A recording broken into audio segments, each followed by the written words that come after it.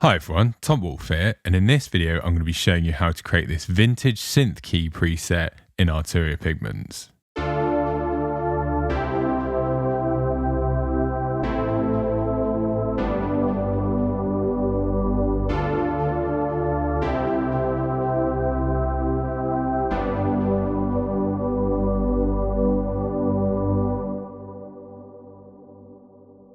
Okay, so as you can hear, we've got this kind of vintage style synth stab, which is also being backed up by this sort of choral ambient type pad sound. This is a preset called Night Driver, and it's one of the free presets from my Synth Vault in September 2021. So if you want to download this preset for free so that you can go along with it, you can just head to the link in the description. Okay, so with this preset, we're going to start off with Engine 2. Engine 2 we've got set to wavetable, and I've got it set to the basic waveform. So you can see we've got the position set here so that it's almost a sawtooth wave. Okay, it's just slightly off. It's going to be slightly less bright than a full sawtooth wave, but not too much at all really. So that sort of raw sawtooth wave sounds like this. Okay, so just a very basic sawtooth wave. We've also got our VCA envelope set up here, so you can see we've got an 8.1 millisecond attack there. So it's just not too clicky on the start. We've got the sustain set to fully on, so it's going to hold at the full volume. And then we've got the release set to 871 milliseconds. So we just have a little bit of die off at the end there. The first thing we're going to do is we're going to put the unison engine on. So we've got it set to classic mode, and I've got the voices set to 3, and you can see the detune is set to just over 2%, and the stereo spread is halfway up there. So we get this much kind of thicker and more stereo sawtooth by adding that. So that's just stacking a few voices on top of each other to give us a warmer sawtooth. The next thing I'm going to do is I'm also going to create a mod on the fine tune here. So you can see when I hover there, LFO1 lights up. So we're controlling that with LFO1. We'll come over here and switch that on, and you can see we've got it set to 0.05. So we're not controlling it a lot, but we're just going to get a little bit of pitch wobble on our fine tuning. So if we look at LFO1, we've got it set up to poly keyboard. We've got it set to hertz, and then we've got the rate set to 3.74 hertz. And as you can see, it's in a sine wave as well. So that's going to sound like this. So it's just making it sound a little bit more kind of vintagey there.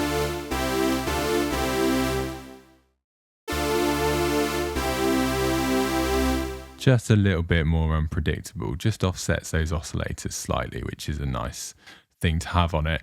We're then going to run that through filter 2. Okay, so you can see we've got our output mix set to 100% filter 2, and then that's going to come in here. So we've got filter 2 set to multi-mode, we've got it set to a low pass 24, we've got the cutoff set to 989 hertz there, we've not got any resonance on this, and I've got the keyboard follow set to almost 0.5 there as well. So that's going to really darken our sound, but we want to kind of open it up a little bit. So as you can see, we've got envelope 2 on it. So come over here and switch on envelope 2. So we've now got this set up to 0.23. So you can sort of see that here. And when I play that now, we're getting that kind of stab there. So with our envelope, come over to envelope 2, we've got the attack set to 1 millisecond, we've got the sustain all the way off on this one, so we're fully controlling it with our decay, and our decay is 1.74 seconds. We've then got a release of 179 as well, so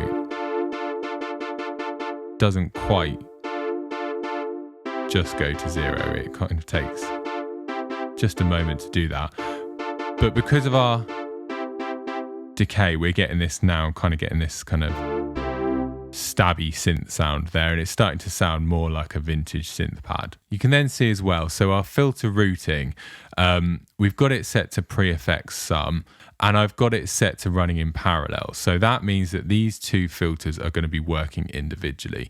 So filter 1 has its own separate output, and filter 2 has its own separate output, and then they get put together summed, mixed together before entering the effects section. So that's the synth part of this.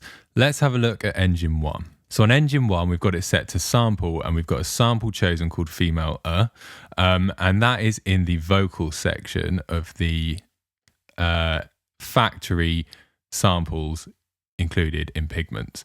So you've got access to this if you have Pigments. So let's hear how that sample sounds.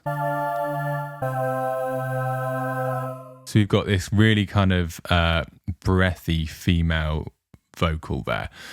We've got the start section set to 0.404 because I didn't want it to kind of start at the beginning there. I want it to kind of start around here. Okay, and then I'm going to switch on the Granular engine. So you can see we've got this set up already. Firstly, I've got the density set to 6.77 hertz with a slight randomization on the density there. So it's going to be getting denser rather than less dense. And that's set to 0.220. We've got the actual shape of the Granular engine set to 2 key. And that's set to 0.560. So it's just got a bit of a curve for these grains. I've then got the size of the grains set to 323 milliseconds, and there's no randomization on the time. We've got a little bit of randomization on the volume, and a little bit, this is set to pan. Usually that is set to width by default, but this is now set to pan, so it's 0.680. We've got the limit set to 128. So if you are struggling with your computer being able to handle this, because obviously granular synthesis is very kind of CPU intensive. So if your computer is struggling a little bit, you can turn this down, but the sound will kind of lose a little bit of its quality. And then we've also got the sample start change. So this is why I've got the start position here, because this basically sets the randomization of where it starts. And because I've got it set to just over half, so 0.6, and I've got it set to go in both directions, it's going to kind of pick at random where it does these different grains from this start point. So we're getting either side of that when I play it. So as you can see, these lines kind of denote where in the sample those grains are coming from. So you can see it moving all around this sample here. We've got the pitch randomization set to 0.1, and then we've got the direction set to 56% backwards. This basically means that a lot of the grains are going to be kind of reversing rather than going forwards, but it is almost kind of half and half. So we're going to be getting a blend of both forwards and backwards for those grains.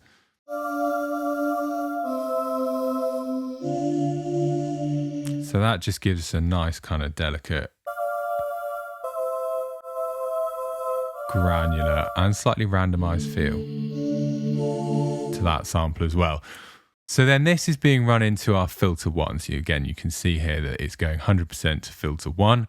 So let's switch on our filter 1. You can see we've got this set to multi-mode. Again, we've got it set to low pass 24. We've got our cutoff set to 1512. We've got a little bit of resonance on here, 0.112. And then we've got some keyboard follow as well. So that's set to 0.3.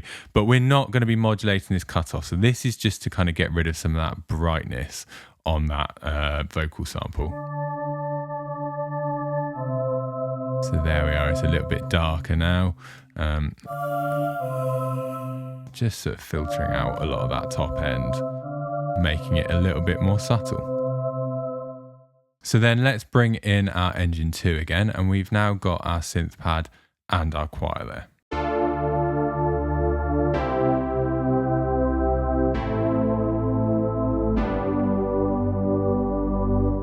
So we've got the bulk of our sound there. So what we want to add now is our effects. So we're going to come over to our effects section. So as we discussed before, these two filters have separate outputs, but they're then being summed before going into the effects section. So everything coming in here is going to be a blend of the two. So let's start with a little bit of chorus.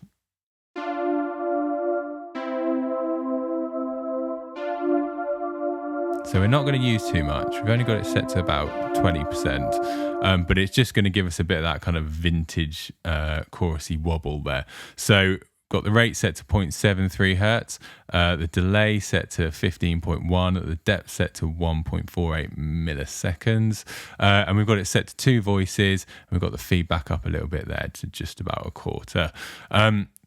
We're then running this through the compressor to just kind of push those 2 samples together and get them to kind of blend a bit more, and you can kind of hear that being squashed a little bit there.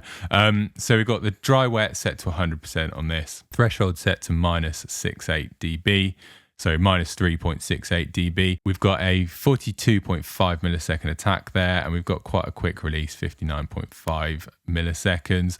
Set the ratio to 2.44 to 1, and I've put the makeup gain on as well so that it just kind of automatically changes the gain for that. So then let's switch on our delay. You can hear we're getting this nice kind of ping pong delay happening there. So we've got the time on this one set to 1/8 notes, fine tune set to dead center there. We've got a bit of feedback going on, stereo width is turned up, ping pong is switched on, and then we're filtering it just a little bit. So we've got a little bit of high pass filtering there, so we don't get the delay, get any muddiness in the delay. And then you can see that this is being controlled. So at the moment it's set to 0%, but we've got a macro set up for that. So we'll come back to that in a little bit. But at the moment we are hearing our delay. And then we're going to ignore the distortion at the moment because again, that's a macro. So I'll switch it on, but at the moment we've got it set to 0%. We then also want a bit of reverb as well. So we've got the reverb set up on our auxiliary here. We've got the send set to -8.37 decibels. And so let's switch on our reverb. So that's set to 100% wet. We've got the size set to 1.22. We've got a bit of pre-delay going on here. The decay is set quite high, 0.774. Bit of damping going on here. And then we've got a little bit of kind of input filtering as well. So we're getting a nice, spacious reverb there.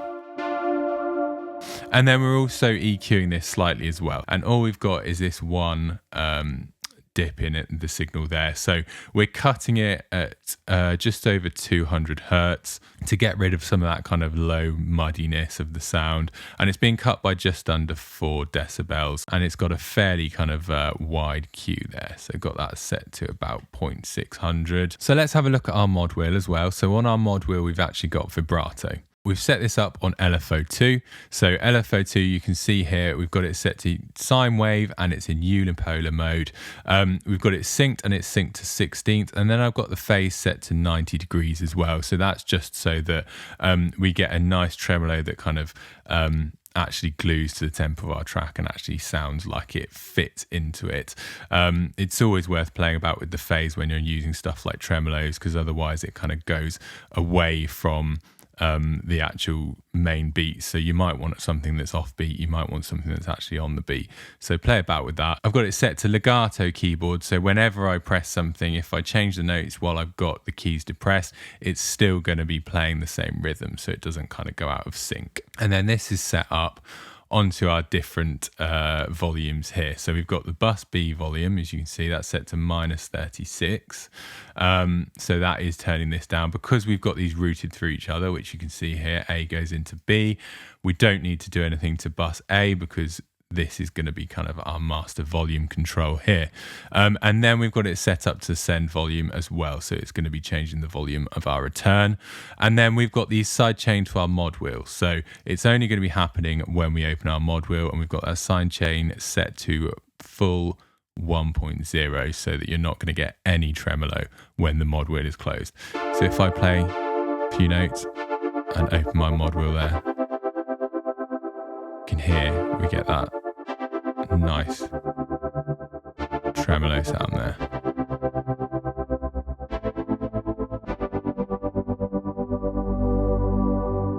Okay, and finally we've got our macros, which are all very simple on this preset. So firstly, we've got the choir.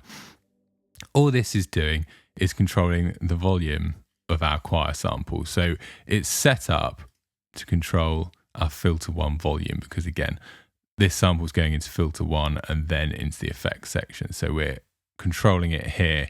So if we turn that off, we get just our engine 2. So that just kind of gives you control over the sound slightly. We've then got a distortion macro, or macro 2. So if we come back to our effects, we've got distortion set up here. You can see we've got a little bit of drive, so 20 dB of drive. I've turned the output gain down to match it so it doesn't get too hot when we turn that on. And then this is obviously controlling our dry wet signal, so it's going up to 50%, which is an equal blend of both. So if we turn that on,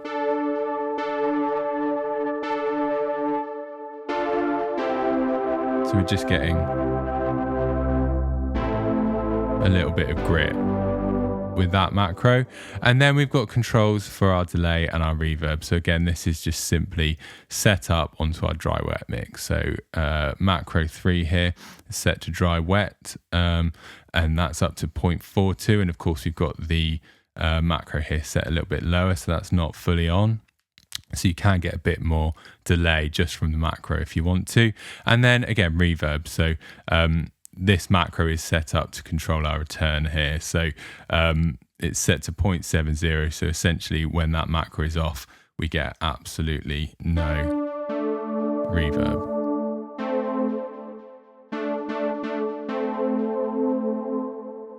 Okay, so let's have a listen to our final sound.